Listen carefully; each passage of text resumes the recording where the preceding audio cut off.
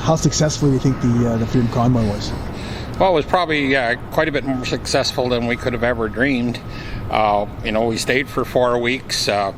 We've got rallies going around the world, basically. There's truck rallies in Venezuela and Italy, all kinds, Israel.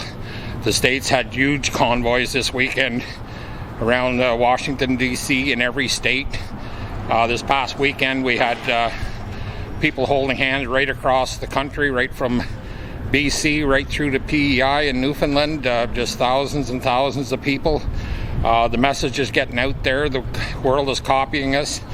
Trudeau was ridiculed this week on the world stage. So I wanted to ask about the reputation of the Prime Minister after all that's been said and done. What do you think? Well, he just basically has he's got a reputation of being a rich, whiny rat, really.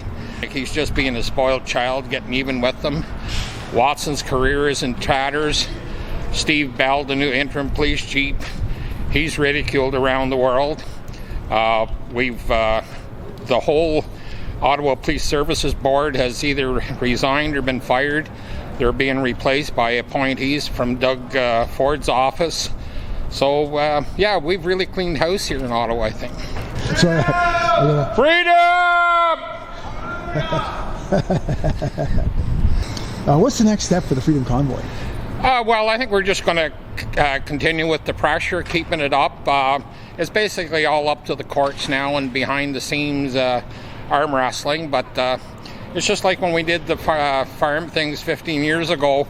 The after effects came like years later. Like just things started to improve. In my own personal case, we basically never made much money on our place until we went through all that. And now actually farming is quite lucrative. So I can see the same thing coming out of this.